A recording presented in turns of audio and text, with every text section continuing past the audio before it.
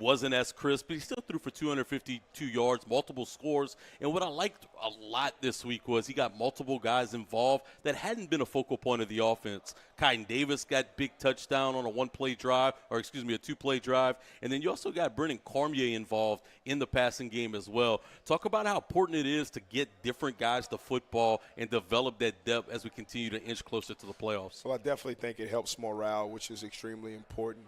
You know, guys have got their lips poked out when they're not touching the ball, you know. So I think anytime we can, you know, get multiple guys, you know, an opportunity to get on the field and have an impact on the game, I think that, you know, benefits us as a team and it benefits the kids overall, individually as well. So, you know, it's just unfortunate the way some things played out. You know, we're all human. None of us are going to be perfect every game. And, you know, I think more importantly, you know, did Carson miss 2 or 3 throws? Absolutely. But he also had about 5 or 6 passes that were dropped. Okay.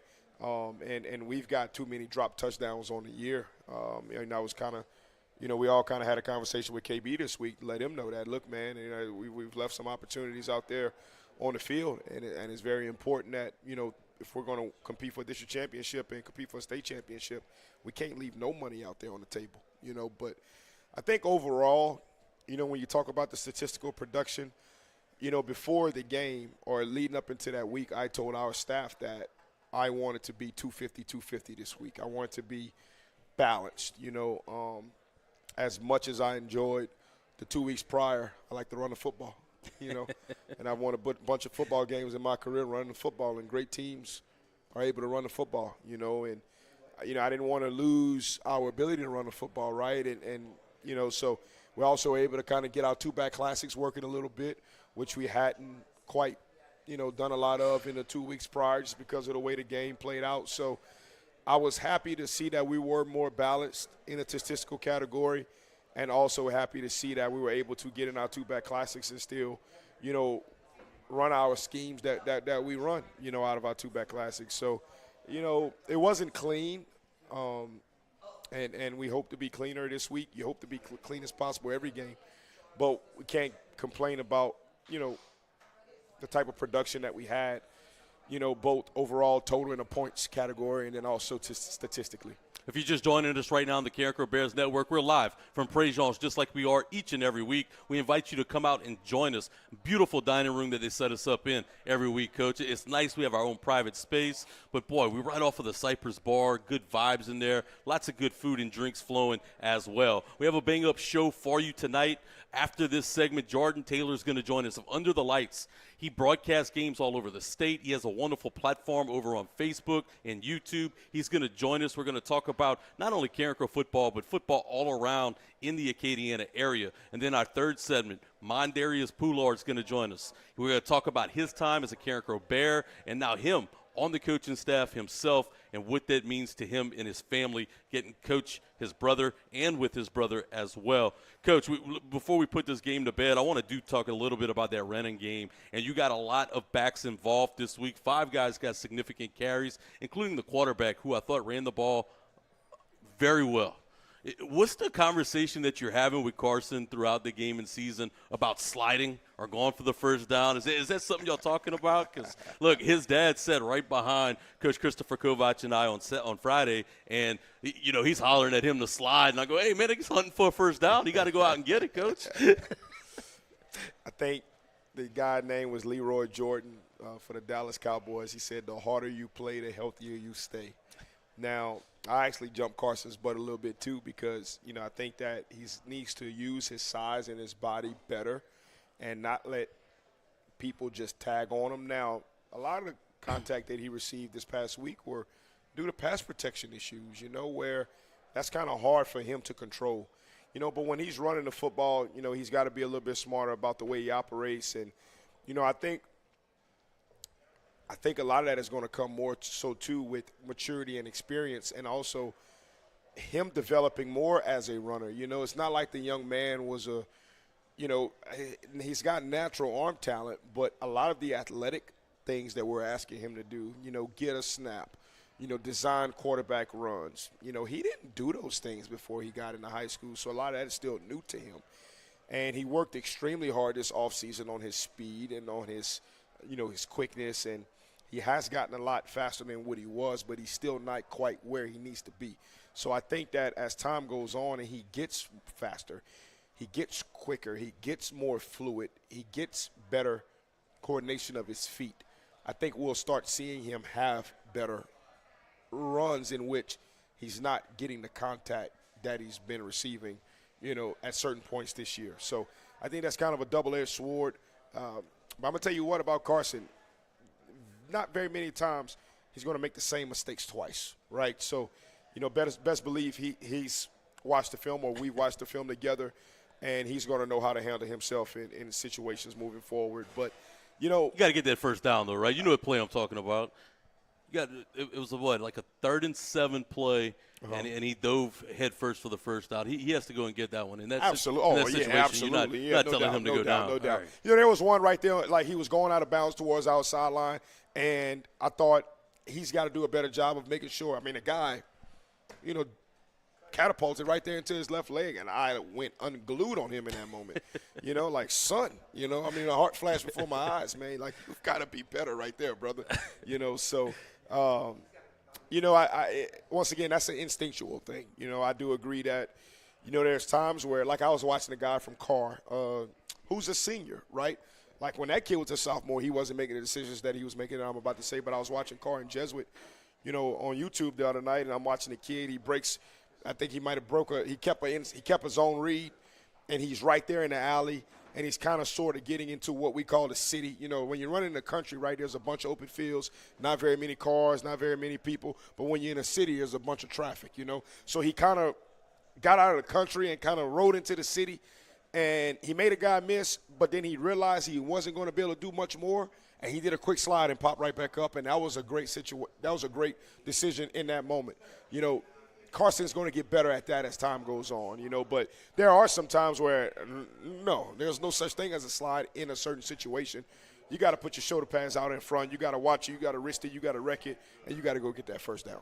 Well, Coach, we got to look at something that we can improve on, and penalties continue to kind of hamper us a little bit. Another game with 200 yards of penalties, 11 for 212 this past week on the road at Sam Houston. I know it's something we talked about last week, especially the mental stuff and the stuff that you can control, not the stuff that's a judgment call. Is that something that you'll review each and every week and go back and watch all 11 of those penalties? I saw that.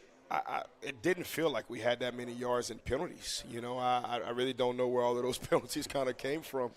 The very first kickoff of the game, I believe, for us, we got called for a late hit out of bounds, and I'm watching on film, and I don't see it. I don't see it. We got another judgment call on on a holding call that, we don't agree that it was a holding, but it was called holding, and apparently, Mr. said something to the official, which if he did, later in that drive, is completely unacceptable, and in that moment, we held him accountable for it, but we're watching the tape, and we don't see it. We don't see it, so – I don't know. We didn't feel that we were – there was one time Carson I thought it was a face mask.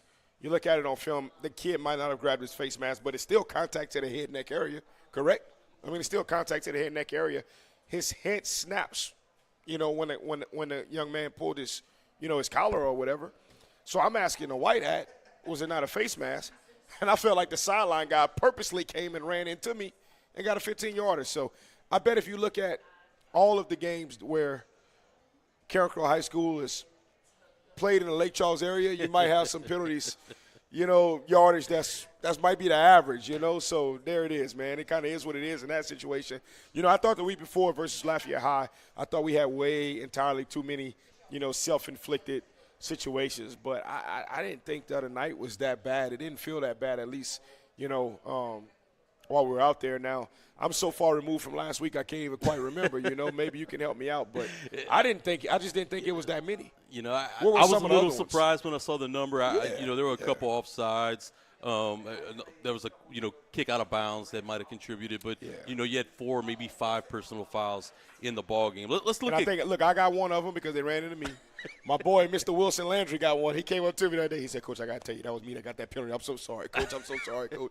But so that's 30 of it right there, right on 2 adults. So William got the late hit out of bounds on the very first kickoff. That once again, I don't see it on film.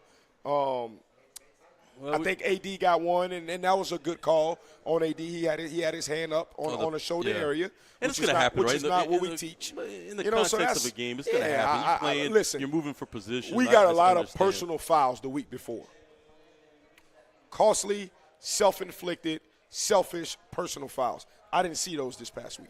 And that's what we're concerned about. We can't really control all of the other judgment calls, and sometimes the, penalties that you'll get just playing the game, pass interference, pass interference is holding is probably the 2 most common calls in every football game, no matter the level. You watch the weekend, they hold on Saturdays. They hold on Sundays. They got pass interference on Saturdays, on Sundays too. So to think that we're going to go in games and not have, any of them. Look, if you're playing hard and you're scrapping after, something bound to happen. I don't know. That wasn't something that we brought up in our staff meeting this past week that we had. It was the week before. And it was brought up in our post-game meeting as well. But this past week, as a staff, we didn't feel that we were that awful. Quick look at the defensive side of the football before we put the 65-21 win over Sam Houston to bed. I thought William Laverne had his best game of the year. I thought he was very active around the line of scrimmage. I thought we got after the quarterback well, especially early in the game, sending pressure from the second level, mainly Rontrell Woods getting home a couple times. Just talk about the overall defensive performance in the game. Well, I thought that first and foremost, I thought our defensive coaches did a phenomenal job with the game plan. I thought our scout offense for weeks in a row have done a great job of giving our first defense a tremendous look during the week in preparation for, the football game on Thursday or Friday, whichever game that we've played. And, the 3 touchdowns that they scored were all GLPs, were all game-losing plays or situations where we didn't do our job, point blank period. And those are tough, right? You want to make them earn it. If they're going to score, make them earn every inch of it. And we didn't in those 3 situations. The last touchdown should have been a pick 6. It should have been a pick 6, and we misjudged the ball, and it goes over our head, and it goes for a touchdown. There was another one where if we play the correct technique, we tackle it in the backfield for a 2 or 3 yard loss, and instead it goes for a touchdown. So we can't have those. But, outside of those 3 plays, I think we pretty much played as well of a game defensively as you can. Chance dropped a pick, which is not very common. Not very common for him. It's almost that he was almost a little bit too early. He was too anxious for it, But what a great job our defensive coaches have done all year long. And what a great job our players are starting to do a better job of keeping that point total, down for the opposing team. But we can't have the GLP mistakes that we had because, it's kind of proven, this year. Every team is different, right? It's kind of proven with this team. When we have those GLP mistakes, those are not 10, 15, 20-yard gains. They're turning into touchdowns. Okay, we can't have those. Well, Coach, we're going to put this game to bed, let you go grab some food. We're going to bring on Jordan Taylor of Under the Lights when we come back right here on the Carencro Bears Network.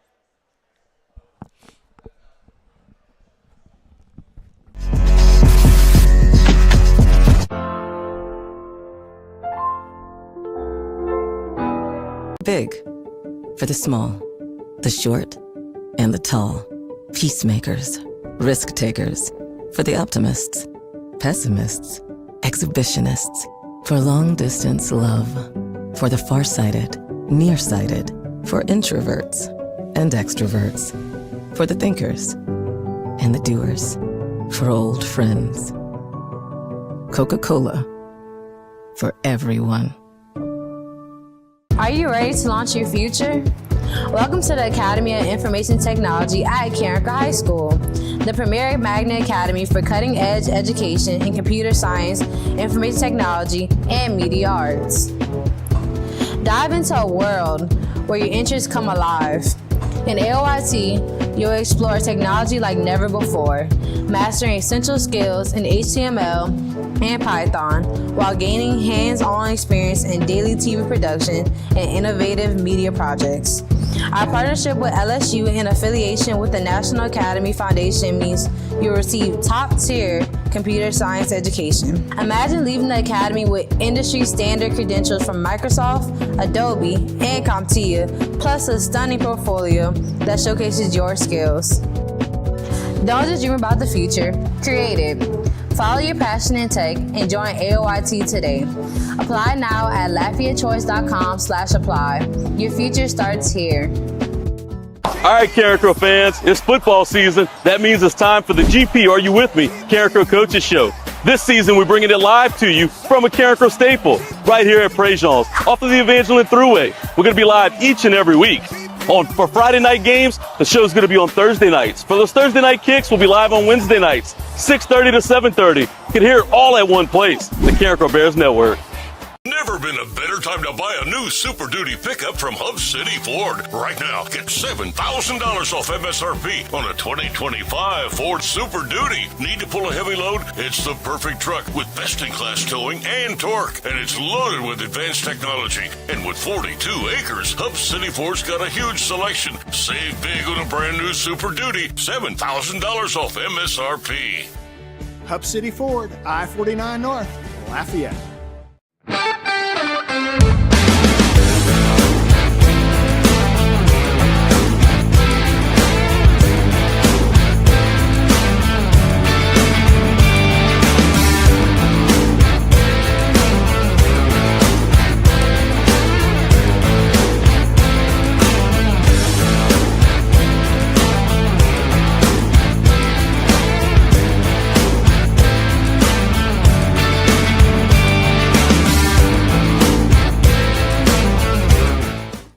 Hey Bears family, Coach Size here. Just want to invite you guys out to the 5K run that we'll be hosting on November 1st at Pelican Park. This run will be linked in with the Sabon Festival, so if you do decide to come out and run, you'll be able to come out and enjoy the live bands and the varieties of different foods. To sign up for the run, you can use the QR code at the bottom left of the screen. You can scan the QR code, and you can also go to runsignup.com to register for the run. All right, once again, November 1st, Pelican Park, Sabon Fest, $25 to register. If you can't run the 5K, that's fine. You can walk it, you can jog it, you can do whatever you feel. All right, go Bears. All right, so their project was to create a tower with spaghetti noodles, 20 of them, a yard of string, a yard of tape, and one marshmallow, one jumbo size marshmallow. And the point was to get them to make towers that were as tall as possible that would balance the marshmallow on top. Towers that could be freestanding, not taped to the table, not, having anything hold them up, but just completely freestanding. The purpose of this activity was to get them thinking outside the box and to get them problem solving and collaborating, working together, trying one solution, and if that doesn't work, trying another, disseminating information and putting it into the problem that they need to solve so that they can learn how to do that while we learn coding this year in our computational thinking class. But overall, they did work well. They kept trying different solutions to the problem that they had, and that was the point of the activity. It's not necessarily completing the goal at the end, but being able to work through it and not give up whenever you hit a roadblock. I have a lot of football players in this class specifically, and if you're on the line, you have to have a wide base so that way you don't get pushed over. And I don't think that translated in their brains yet, but now they see it, and so it's something that they can think about. Hey, what's up? They a whole new base. They took their base down and made a whole new one. What did that? That's so lame.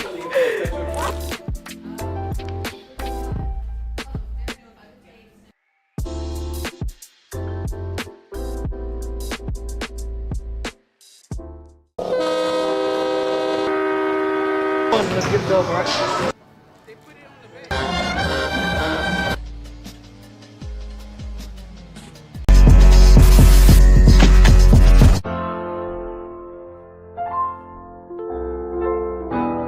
To PREJEAN'S, it's the GP Are You With Me? Carencro Coaches Show, and right next to me now I have Jordy Taylor, from Under the Lights. Jordan, I appreciate you joining us today and being able to come on, man. I'm a big fan of what you guys do over at Under the Lights. I'm just glad that you could be with us tonight. Absolutely. Thank you for the opportunity. When you reached out earlier in the season, I knew I had to take advantage of this because this is a cool moment that I can go back and say, man, I was on Carencro's coaches show over here at PREJEAN'S, and it's opportunities like this that I'm forever grateful that you reached out.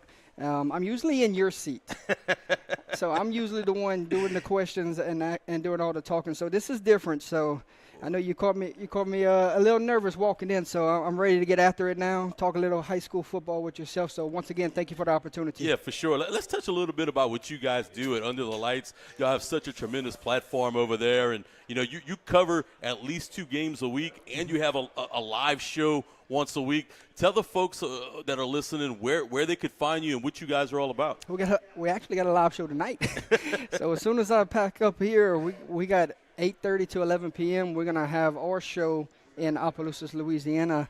So you can find us, like you said, on Facebook or YouTube, and we also have the X also and a couple of different platforms where you can find us. And later on tonight, we'll make some game picks, and we also have some games later this week, Thursday and Friday. So and I'm sure we'll touch on that a little later on in the show. And look, you've been doing this since 2019. You just told me. Since you've been doing it, how many games have you guys broadcasted, and how many schools have you guys been to? That's an incredible feat which you guys were able to accomplish in just a short period of time. The amount of schools that you not only travel to on Friday nights and Thursday nights, but you're also traveling to schools throughout the year, during the summer. You guys visit a ton of campuses. Well, let's rewind then, if we could do that. Can we rewind back to 2019 and work our way up? Yeah, sure. So 2019, you get out of coaching, so coaching high school football at my alma mater, Port Barry, and then you go chase a broadcasting dream. And you start in 2019, and you just start broadcasting your alma mater's games right there at Port Barry. So that was a cool moment. And then 2020, COVID happened. In 2020, they put a 50% cap on stadiums, right? Yep. Attendance-wise. So that's whenever 2020, it really took off because you have grandparents, you got family members, you got friends, you got students that could not get into these games, and we got an opportunity later on in the season for playoff games-wise, because quarterfinals football, and you're going to put a cap on it of who can go. Oh, yeah. So that's whenever we found out, okay, maybe we can branch off a little bit, and then 2021 we started doing local stuff, and then 2022 it just absolutely blew up, and from there on to now we go into year 7, and you talked about the amount of teams we covered in the last 6.5 years now. How about 107 of them? Whew, man. But we never got the Carencro Golden Bears yet. Hey. But there you go. You're doing a fantastic job. One day when you're sick, under the weather, I'm gonna call you up and say, call you right from the bullpen. I'll call you from the bullpen. Make sure you you pitch the righty. 57 different stadiums we have a chance to broadcast from. So that's also something I really, really enjoy looking back on. We've been to a lot of different places across the state of Louisiana, and this ain't 57 of them close around the area. This is from New Orleans to Lake Charles to North Louisiana, right here locally in the Acadiana area. So I'm very proud of the amount of places we've been, the hospitality that has been shown, and the friendships with the coaches, and the amount of players we've seen across the state of Louisiana that have gone on to do bigger things and play college football or be great fathers, because we're 7 years into this, and it's been a special run, and I can't wait to see what's in store. And it's cool to get you in the Lafayette area. You don't always come in the Lafayette area, but you're so involved in watching the different schools and keeping up with it. It's a good year for the Lafayette area schools, and Carencro's right in the thick of things. Tell us a little bit about what you think about some of the bigger schools in the area and how they stack up, not only against each other, but into the state, and how they can compete once the playoffs arrive. Yep. Last thing on the broadcast, 142. I know you were asking for that number. Total games we've covered in a 6.5 year span. All right. So you say Acadiana area and how they stack up these last few weeks. Well, you got to look at, first off, the home team right here at where we're at. Carencro red hot right now since the early losses in the season to LCA and Zachary, but they've only gotten better since the early part of the year. You look at guys like the quarterback Carson Gerza and Chance Babineau. My goodness, what a ball player he is. Both of those combined for 30 touchdowns this year. I bet you have a lot of fun calling those two names. I mean, an offense that's averaging 48 points per game. I mean, Blaine, it's fireworks every time we turn around, Jordan. And you look at the backstretch right here at Sulphur, big one with Southside, big one with Acadiana. It's going to be a fun 3-game stretch for you and the crew and this staff. So I'm excited to see where Carencro falls moving forward. Phenomenal job what Coach Gavin Peters has done this year, his staff. I have so much respect for Carencro. Currently coming in 16th ranked.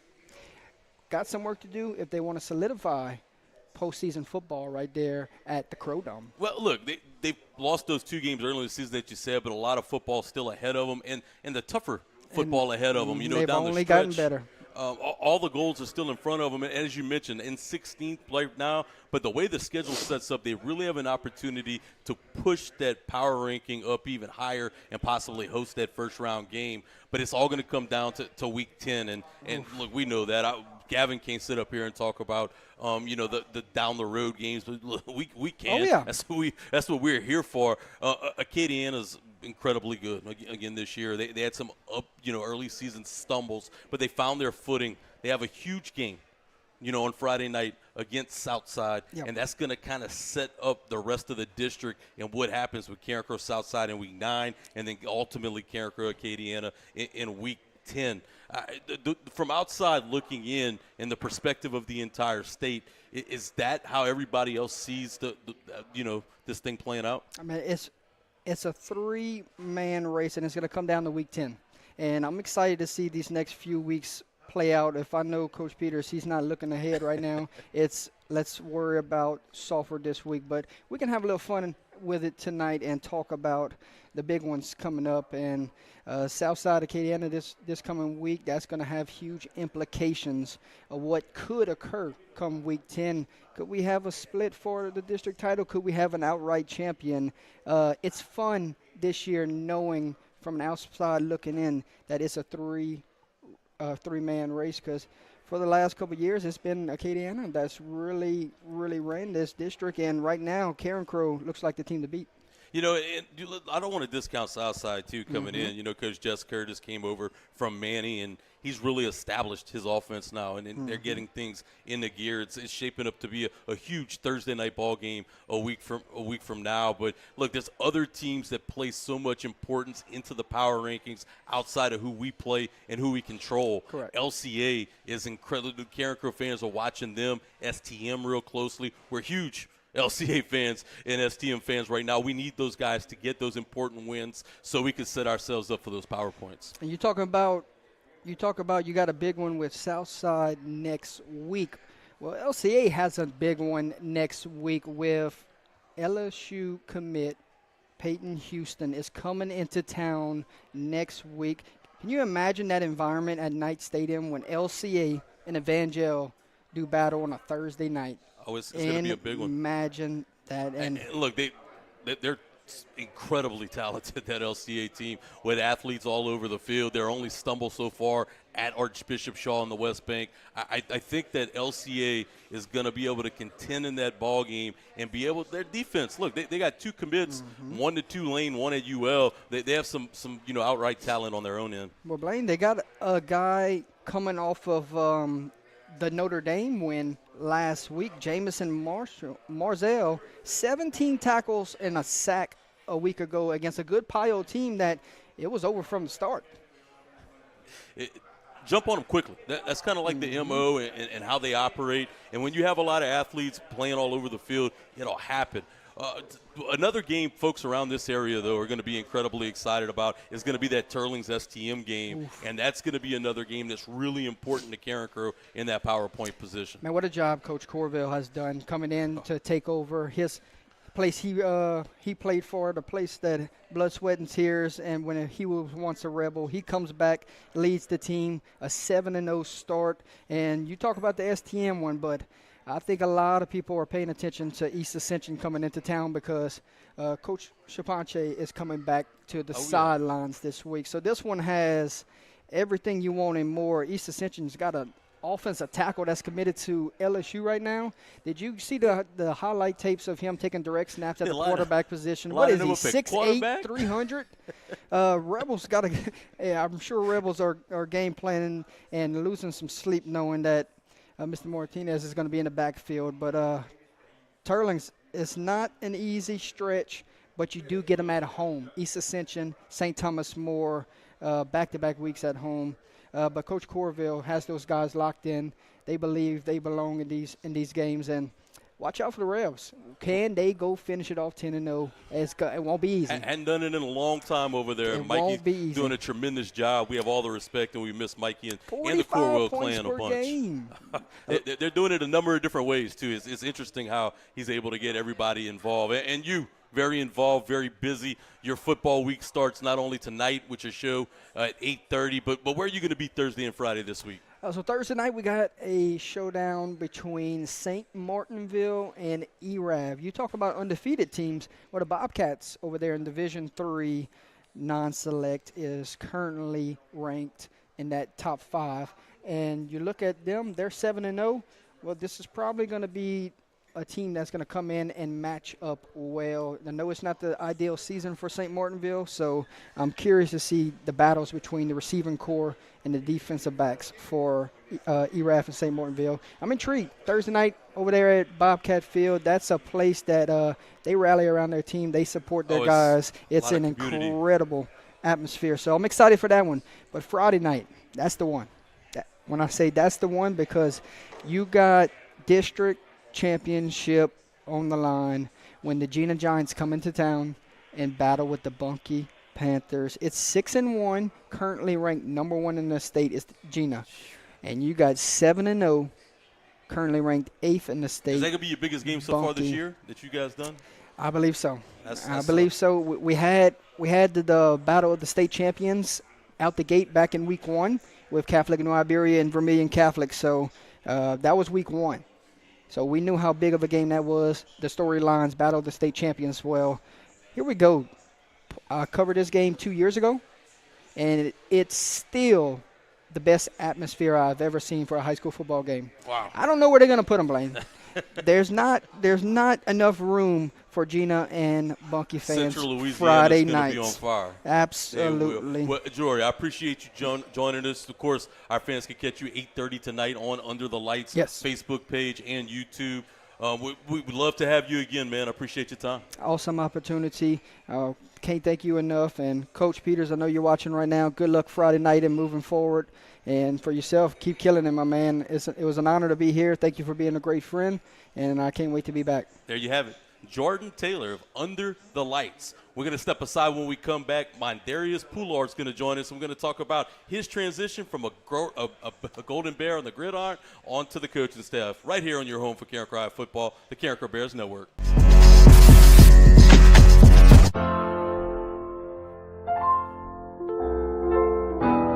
Big for the small, the short, and the tall. Peacemakers, risk takers. For the optimists, pessimists, exhibitionists. For long-distance love. For the far-sighted, nearsighted. For introverts and extroverts. For the thinkers and the doers. For old friends. Coca-Cola. For everyone. Are you ready to launch your future? Welcome to the Academy of Information Technology at Carencro High School, the premier magnet academy for cutting-edge education in computer science, information technology, and media arts. Dive into a world where your interests come alive. In AOIT, you'll explore technology like never before, mastering essential skills in HTML and Python while gaining hands-on experience in daily TV production and innovative media projects. Our partnership with LSU and affiliation with the National Academy Foundation means you'll receive top-tier computer science education. Imagine leaving the academy with industry standard credentials from Microsoft, Adobe, and CompTIA, plus a stunning portfolio that showcases your skills. Don't just dream about the future, create it. Follow your passion in tech and join AOIT today. Apply now at LafayetteChoice.com/apply. Your future starts here. All right, Carencro fans, it's football season. That means it's time for the GP Are You With Me? Carencro Coaches Show. This season, we're bringing it live to you from a Carencro staple right here at PREJEAN'S off of the Evangeline Thruway. We're going to be live each and every week. For Friday night games, the show's going to be on Thursday nights. For those Thursday night kicks, we'll be live on Wednesday nights, 6:30 to 7:30. You can hear it all at one place, the Carencro Bears Network. Never been a better time to buy a new Super Duty pickup from Hub City Ford. Right now, get $7,000 off MSRP on a 2025 Ford Super Duty. Need to pull a heavy load? It's the perfect truck with best-in-class towing and torque. And it's loaded with advanced technology. And with 42 acres, Hub City Ford's got a huge selection. Save big on a brand new Super Duty. $7,000 off MSRP. Hub City Ford, I-49 North, Lafayette.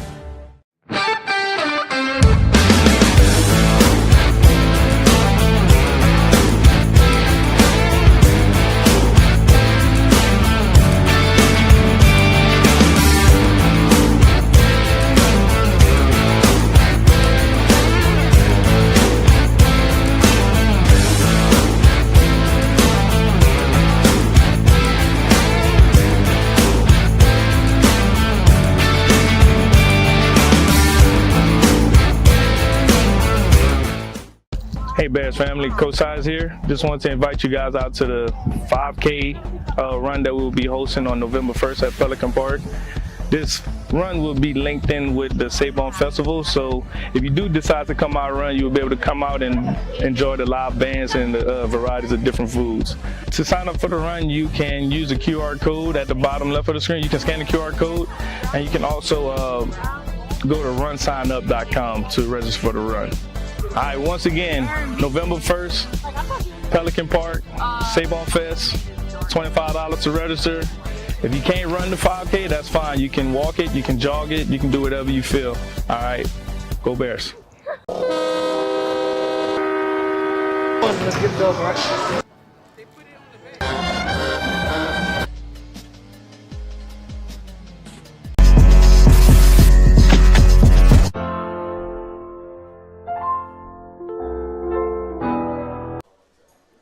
Right back to PREJEAN'S. It's the GP. Are You With Me? Carencro Coaches Show live on the Carencro Bears Network. And I got Mondarius Poullard right on the side of me. And boy, it wasn't long ago I was watching you and your brother just dice up the field on Friday nights. Now you changed it to a little bit of a different role on this coaching staff. How exciting was it when Coach Gavin called you guys and said, hey, you want to come do this coaching thing? Man, it was like completely mind-blowing. Like just getting an opportunity to coach with these guys, knowing they just real good coaching staff. And just knowing that, hey, we want you, man. We just want you to give it a little bit of experience and just show them what you guys are going on.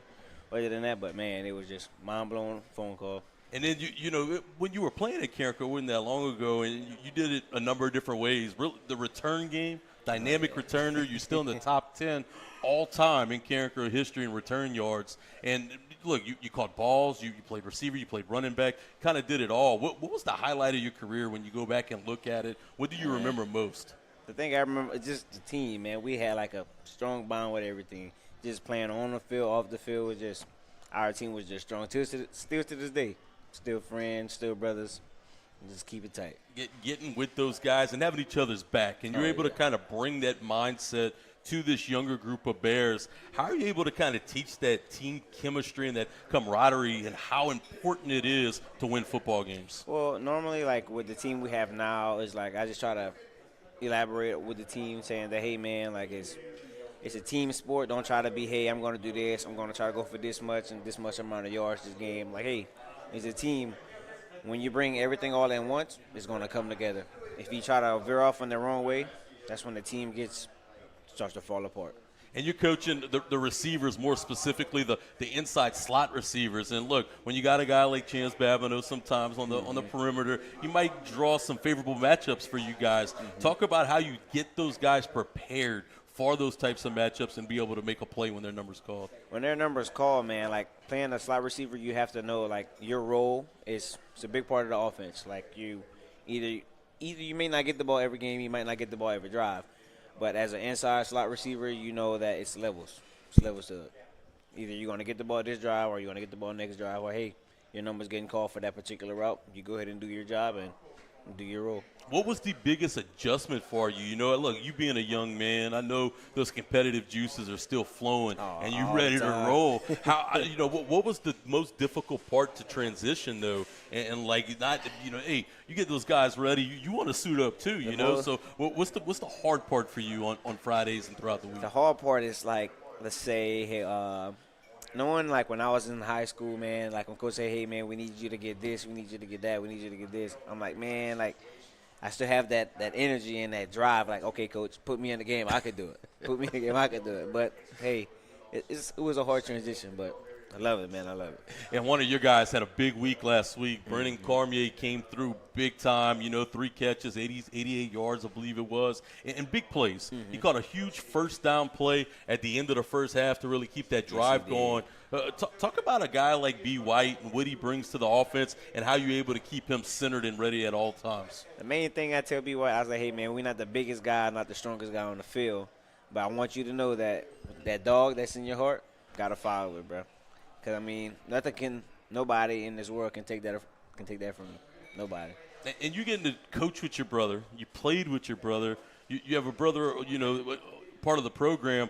How cool is that for your family and you guys to still be around each other and be able to, be a part of something like this, still to this day? It's good, man. Like, knowing that you have, like, your little brother on the field, like, okay, hey, you got to do your job. Hey, what we did in high school is different. What you're doing in high school is different. You got to make a name for yourself.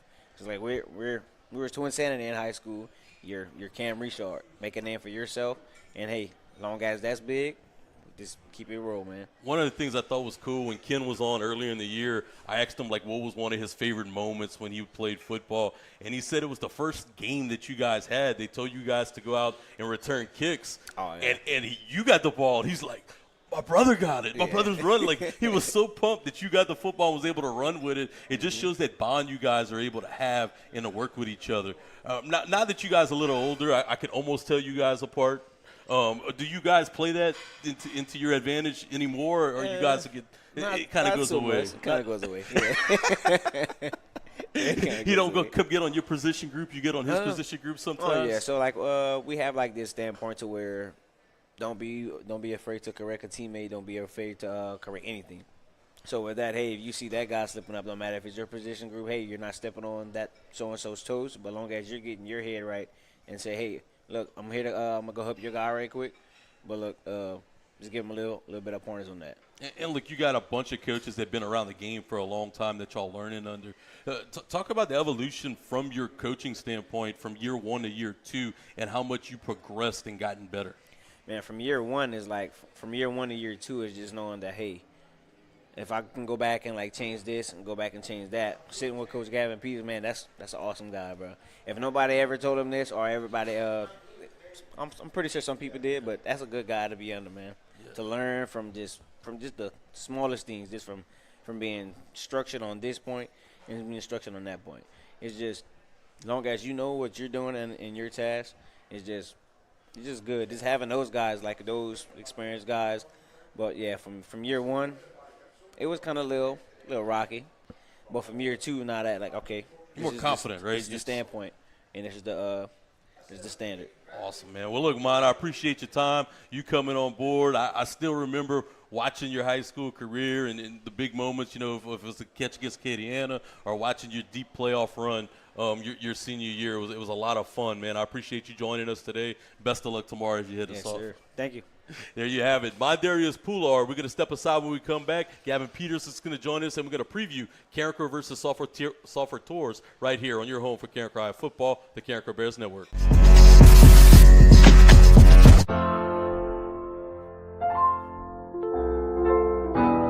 Big for the small, the short, and the tall. Peacemakers, risk takers. For the optimists, pessimists, exhibitionists. For long distance love. For the farsighted, nearsighted, for introverts and extroverts, for the thinkers and the doers, for old friends. Coca-Cola, for everyone. Never been a better time to buy a new Super Duty pickup from Hub City Ford. Right now, get $7,000 off MSRP on a 2025 Ford Super Duty. Need to pull a heavy load? It's the perfect truck with best-in-class towing and torque. And it's loaded with advanced technology. And with 42 acres, Hub City Ford's got a huge selection. Save big on a brand new Super Duty. $7,000 off MSRP. Hub City Ford, I-49 North, Lafayette.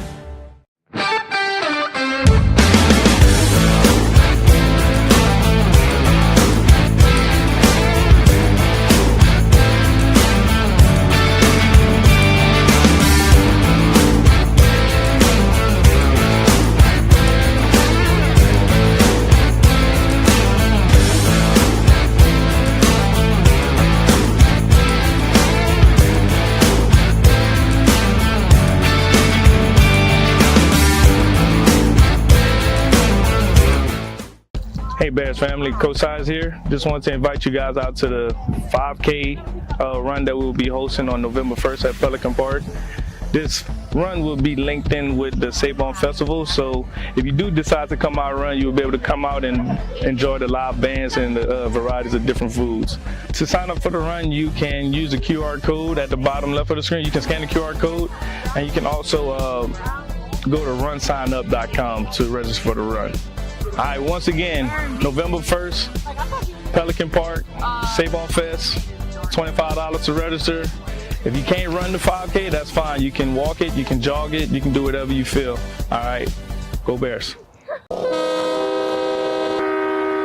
Let's get it over, right?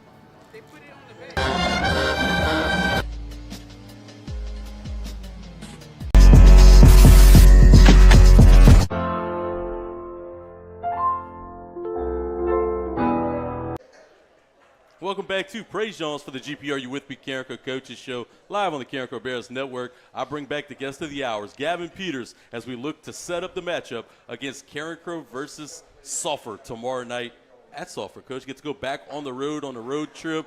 Got a little rehearsal last week, what it was like. Any hiccups on that front? No, it seemed that we have a nice blueprint of when we travel to Lake Charles. Not quite sure how much more times we'll be traveling to Lake Charles. With the news that kind of came this week that, we're going back down to 4A for the next 2 years. So, not quite sure what district we're going to be in and who our opponents are going to be. But I definitely think that last week gave us a good blueprint of the time that we need to leave, Lafayette, what time we need to get the kids out of school, how we need to operate as far as, walk-through time and pack time and things of that nature. So it worked out well for us. We really enjoyed it, and we had no, reservations about, making any changes to it. So I think we're going to stick with that same process this week for sure. Sulphur coming in at 2-5, and they struggled a little bit at times this year, but they look to be an offense that can move the football with some consistency. They turn the football over with some regularity that you guys hope to take advantage of. But what is it about this Sulphur Tours team that really has your attention? Well, Coach Cody's a champion. He's been a part of championship football. He spent some time at Welsh, before he came to Sulphur. And, one thing I respect about Coach Cody is that they do a tremendous job of game planning every week. You can tell that they really do a tremendous job of studying their opponents and looking to attack their weaknesses in every aspect of the game, offensively, defensively, and special teams. I thought he called a tremendous game against us a year ago and had a great game plan. And, we expect the same thing this week. It's unfortunate that, every team is always a play or two away from having a whole entirely different situation, right? And, it's just been a tough year for them in certain aspects. But, their record is no indication of the type of program and the type of team that they are. We're not looking at their record on the season and letting that have a factor or an impact on how we go out there and play the game tomorrow. The way I look at it, both teams are 0-0, looking to go 1-0 on the night. You got to really take every day like it has a history and a life of its own. And, I expect that their staff is preaching that same message to their program, because that's definitely what we've been preaching our program. And last year, you mentioned the game. It was electric. Came down to the final play of the game. And I don't know about electric. I guess it might have been electric for everybody watching it. It wasn't electric for us. Carson Guernsey was able to find Brandon Duffy after the ball ping-ponged around a little bit in the end zone on the final play. I think that that freshman-to-freshman connection got a year older, a year wiser. Brandon Duffy's been somebody, when he touches the football, great things happen. Is he somebody that the more we get deeper down into the season that we're going to try to come up with new creative ways for him to touch it? Well, listen, I think Brandon Duffy is a walk-in draft pick. You know, he had an unbelievable play in practice yesterday against Babineau, actually. You know, Babineau was guarding him, and I think we might have been in trips open running some scout team stuff for our one defense. And, you know, there were two things that kind of stood out when I'm watching the film. You know, Carson made an unbelievable throw through traffic, and Brandon, you know, did a great job of creating separation against arguably the best player in the state of Louisiana right now. And, you know, I had a conversation with him today that's saying, look, man, you got to do things the right way, brother. I mean, everything impacts everything. You know, you got to be better in the classroom. You got to be better off the field. You need to really take advantage of this opportunity that, you know, God has blessed you with, you know. So, look, that young man is uberly talented. You know, uberly talented, and the sky's the limit for him. You know, it's all about him doing the right things, you know, doing the right things to take advantage of this opportunity that he has to use, you know, his athleticism that, once again, God has blessed him with. You know, one of the words of the week last week was stewardship, and stewardship means to multiply, because that's what my pastor was talking about Sunday when I went to church. So I wanted to bring that message back to our team. And, you know, there's that story in the Bible where he gave, you know, God gave this person 1 penny, gave this person 4, gave this person 8. The one with 8 took it and multiplied. The one with 4 took it and multiplied. But the one with 1 hid it, because the one with 1 was like, well, you gave that person 4, you gave that person 8. You know, so he said, you wicked servant. He took that 1 from him and gave it to other people, you know. And, you know, that's just kind of been the message to all of our kids, you know, over the last couple of weeks, that, you know, God has blessed this program. God has blessed this team. We are all required to multiply and be fruitful. You know, our community gets joy out of us. Our school gets joy out of us.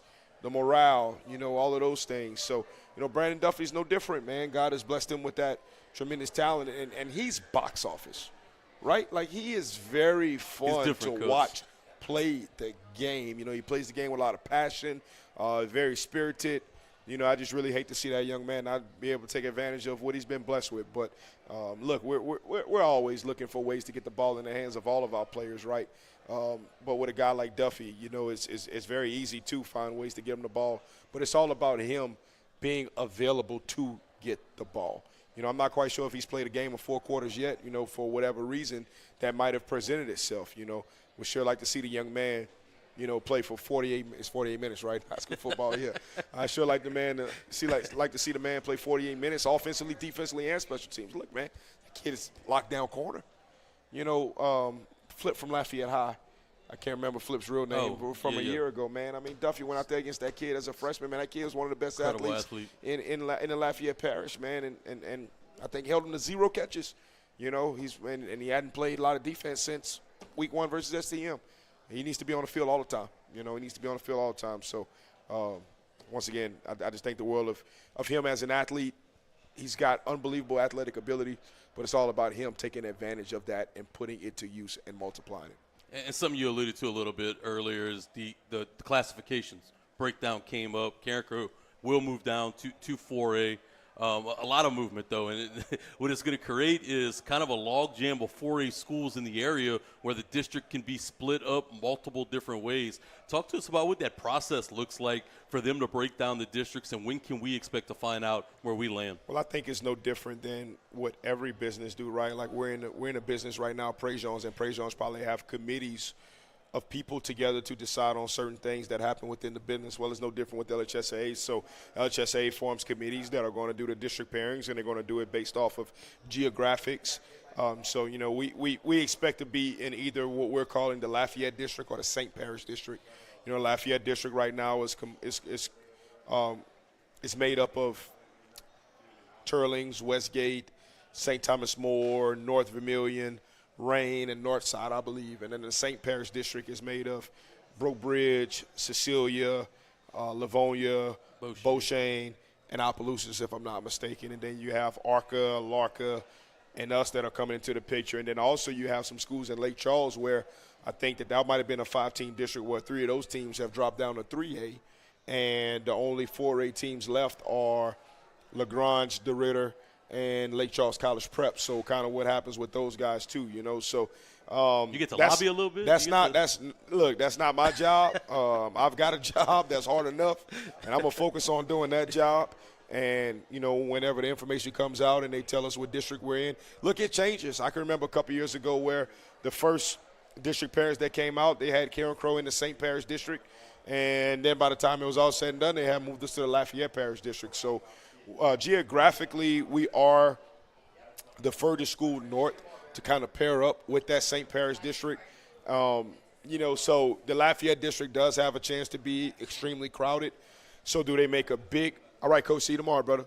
Do they make a big, you know, Lafayette district and then a small St. Parish district? That's possible too. So I don't know. We just got to kind of wait and see, you know, what it plays like. I think, you know, we can almost guarantee for sure that we're going to need a week 1 through 4 game.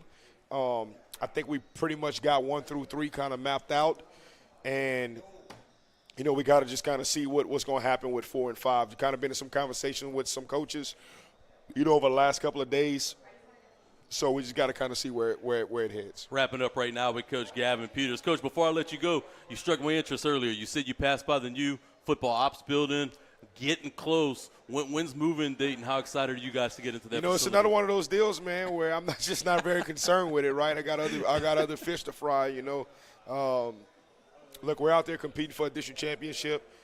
We're dealing with – I talked to a parent the other day. I said, you've got one child, right? No, it was actually Eric Narcisse newspaper for that Daily Advocate.